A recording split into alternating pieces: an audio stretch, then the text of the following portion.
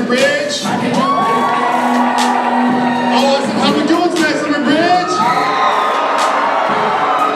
Y'all made it. You're in college. It's here. It's almost your time, right? Everybody give me a hell yeah for that.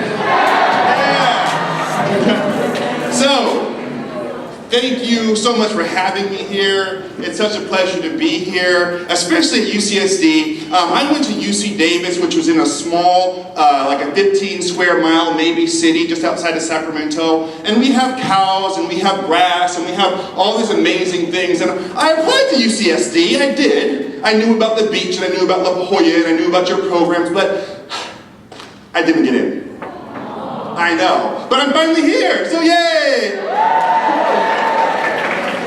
Here's what's exciting about being in this position right now, to be able to speak to you, being on the other side of it, is I know something about you and where you are right now. And it's the most exciting thing that you can ever experience in your life. Because right now, today, you're in the best position you've ever been in your entire life to begin creating the life of your dreams. This is about more than just college. This is about where you want to go in your entire life. And today you have the absolute power to do whatever it is that you want to do in your life. Say, I can do anything. You truly can. We come here, we go through high school, we get a little bit concerned, we apply to college, we get in, we get excited, and one of the first things that happen, as soon as we get that letter, as soon as we show up to campus, we start to get nervous, right? We start to worry.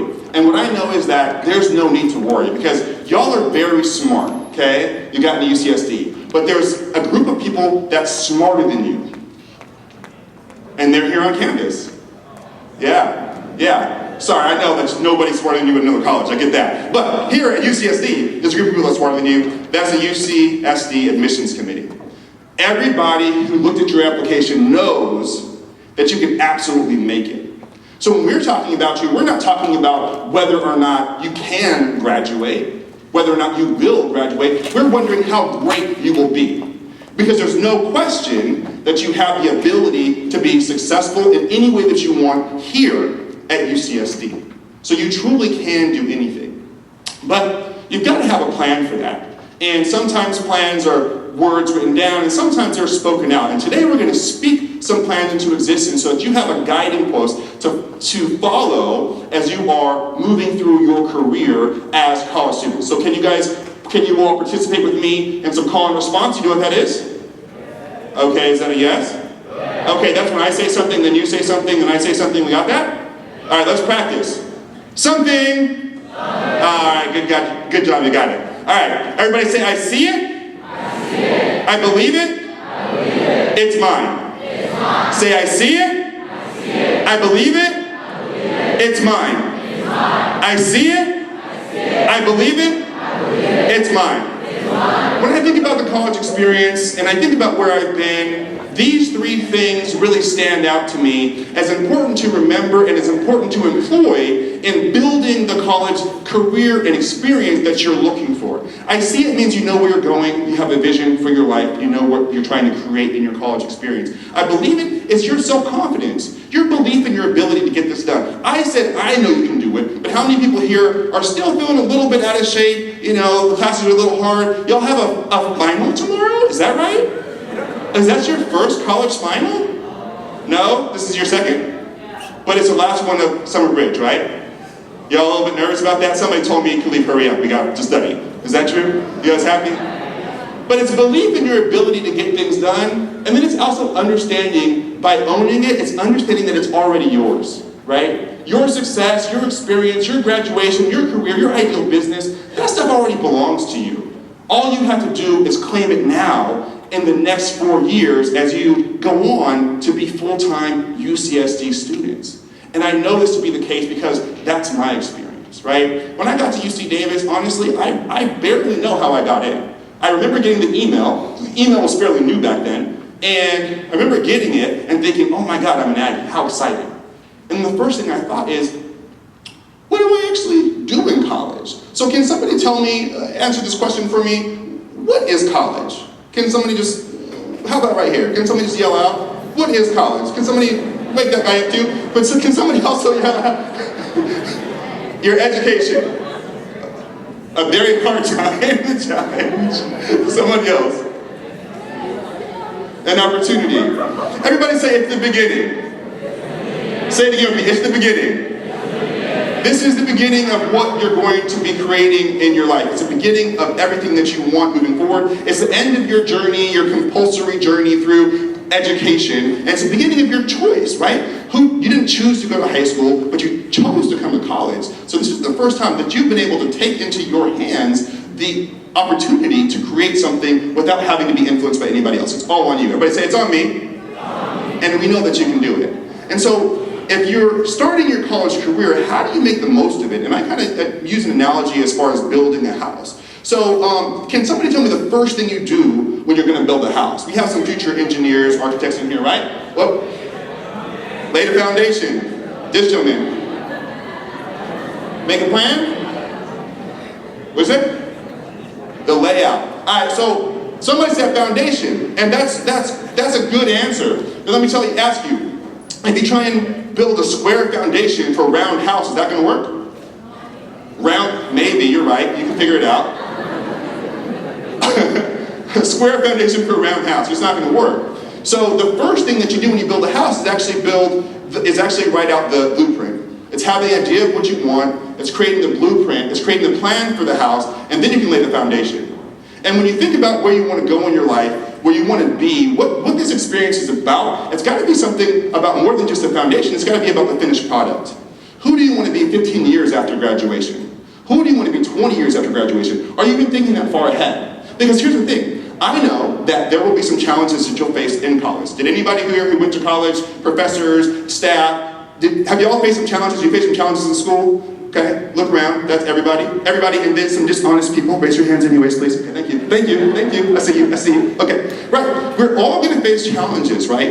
And you've gotta know what it is that you're working for as you start moving through those challenges that you had in college. And having a vision for where you wanna be is what's gonna help you get there. It's kind of like the North Star, when you look up and you know that, hey, this is the direction that I'm going. So if I see a river or an ocean or whatever, I know that I gotta cross that to get where I'm going. And I know that if you all have a strong enough destination, a strong enough plan for your life of what you want, you can use your 4 years in college building the foundation, right? So for me, like I said, I got to Davis, I was a molecular cell biology major.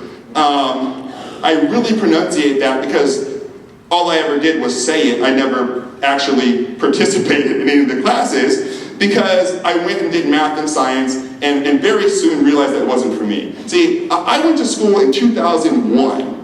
And in 2001, we had an event that changed our country forever, however you feel about it, which was 9/11. And I was in the dorms, I was actually in my summer program, the STAT program at UC Davis, when the planes hit the towers. I'll never forget, I was walking up the dorm, walking up the stairs in Tercera, going to breakfast. It's a normal day, right? It's just Tuesday or whatever day it was, and I felt pretty good about life. And I'm walking up and I see these towers, and then I see a plane hit it. And I'm thinking to myself, is this a new Die Hard movie? Why are they playing it so early? What's going on? It really felt like fiction. Kind of like the election in 2016, right? I was like, no, this can't be real. This can't be real. This can't be real. But it was. And very soon after that, our country started doing some things that I would describe as irrational and uncalled for. They started rounding up brown people, Muslims specifically. And there was this time where on campus we kind of got scared because everybody came together after that event and we said, okay, what do we do as a campus to start trying to heal? What do we do as a campus to understand? But that went on into our first year. And my roommate was Muslim and he was from Pakistan. And we had a conversation one day where we realized that under the laws of the United States, the laws of the United States at the time would have allowed for somebody to just come in and with no probable cause, grab that guy and take him away. I'm just like, that's unbelievable. So while I was in science and math or Chem 2A and Chem 2B, I was thinking about Raheel. And I was thinking about this country and what it was going through. And I also had the ability to take sociology classes. And when I was in sociology and poli-sci, oh, I was so excited. I was so excited. That's what I loved. I just loved talking, arguing. I mean, I'm an attorney now, so it kind of worked out, but that's what I loved. And I thought to myself, why would I do something that I don't really enjoy, that I'm not getting a lot out of, instead of doing something that I love and that I talk about outside of class? So I made the decision to change my major to poli-sci and sociology. From there, I was recruited by some of my summer bridge friends, which was Steph at UC Davis, to run for ASUCD Senate. So I didn't know much about politics, but I knew that things needed to change. And I knew that at the time, they were trying to cut funding for programs like MESA, EOP, and Puente. Even in here from MESA, EOP, Puente programs, all these programs they were trying to cut. And those are the programs that bring us to these campuses. I knew that was a problem. At the same time, they were trying to stop collecting racial data in education. And I knew that was a problem. 209 was a big problem, but not even tracking where we were, that was a big problem. So I started taking action on that. And I got involved in Senate, I won that election, and I was able to make a really big impact on campus. But one of the things I learned is that I had a special set of talents and abilities, and that was communication and connection. All of you have a very special set of talents and abilities, and your vision, where you're going to go, what you're going to accomplish in your life, is directly connected to what you're already naturally good at, and the skills that you can develop here in college. See, I had that ability my entire life, I just didn't know what to do with it. I didn't have an understanding that that was valuable. And what I know is that each and every one of you, outside of what you do academically, we know you're great, okay? But you have some special, unique combination of talents that allows you and only you to live a life that will contribute something to this world that only you can create. And I didn't know what that was at the time. But when I got into Senate and I started to be successful there, I realized it. The ability to influence and impact people is the ability to influence and impact laws, influence and impact change, influence and impact service, whatever it is. Influence and impact is something that I was good at through communication and connection. I got that. So then, I was asked to run for ASUCD president. Now, clearly, I'm black, and at UC Davis, there was 2.3% African. Did I surprise you, bro? You look surprised. He's like, well, is he? What's happening here? UC Davis was 2.3% African American at the time, 2.3%. So we're running in a 23,000 person campus for an organization that has a $10.2 million budget, which is our student government, and it's me and my black self, and then my vice president, who was half black, half Mexican, also male. Had two black presidents in the past, hadn't had one for years, and we ran for this election. And so, you know, we got together, I mean, because I don't know if you know, but student government elections at college, they're very serious. Like, get ready. It's going to be an interesting experience here, I'm sure. Because stuff matters, right? Your campus environment matters, whether you feel welcome matters, the programming matters, where money goes matters, these things matter. And so people took it very seriously. And we got together, we ran our election, and we were able to win with 67% of the vote. 2.3%. Thank you for those of you who clapped. The rest of you, I'll impress you later. So, 67% of the vote, and we were astonished, but we expected it, right? But here's what happened to me, right? I'm the guy who came in trying to be a scientist, or trying to be a doctor, who didn't feel like he had any special talents or abilities, who discovered his talents and abilities for communication and connection, who got into a position that helped me to cultivate and grow that, and then won the highest position on campus, right? And I was just like, well, if I can do this, I'm pretty sure I can do anything. So I asked myself, what's the highest thing that I could go for with this skill? What's the biggest goal that I can set for myself with this skill? Can anybody guess what that is? Yeah, president of the United States. I figured if I could win at UC Davis with like 2,000 votes, I could be the president, right? Like, it's the same thing, just on a bigger scale. Now, there's a slight chuckle in the room. I appreciate that and I honor that because it is a stretch, right? But anybody who's ever got anywhere big where they really wanted to be, they had to have some stretch thinking. They had to take something small and decide that they could make something big out of that, right? They had to take a little glimmer of hope and turn it into motivation and commitment and persistence to accomplish something huge. And the problem that so many of us face, not just us as students of color, not just us as UCSD, but us as humans, is that we don't go big enough. And so instead of just thinking about graduation, I want to encourage you to think about something bigger. I want to encourage you to think about the best thing, the greatest thing, the biggest thing you can accomplish in your life. And you do that by asking yourself this question. What would I do if I knew I would not fail? If my success were guaranteed, what would I do with my life? For me, I felt like I could be president easy, no problem, not even work, right? It just seemed like the natural thing. And people thought I was crazy for that. That's fine. I'm a little off, okay? But I still believe it.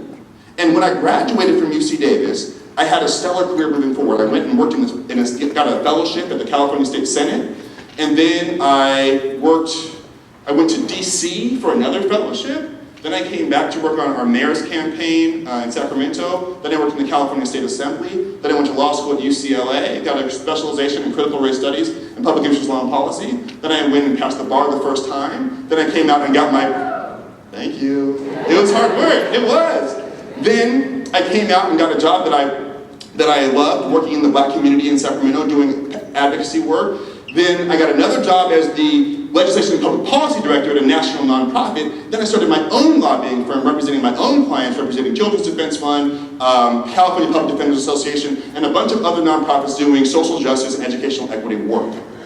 Now let me ask you, if I wanted to be the president, am I building an okay resume? Am I serving people? Now, I might change my mind. In fact, the fact that I'm here means I kind of have, but that's not the point. The point is that having that big vision, knowing where I wanted to go, allowed me to execute a path during and after college that will ultimately take me towards that goal. If I still want it, it's there for me, I just know that. If I want to go back into politics, that's cool. But I made a decision to serve at a deeper level, which is to serve people directly.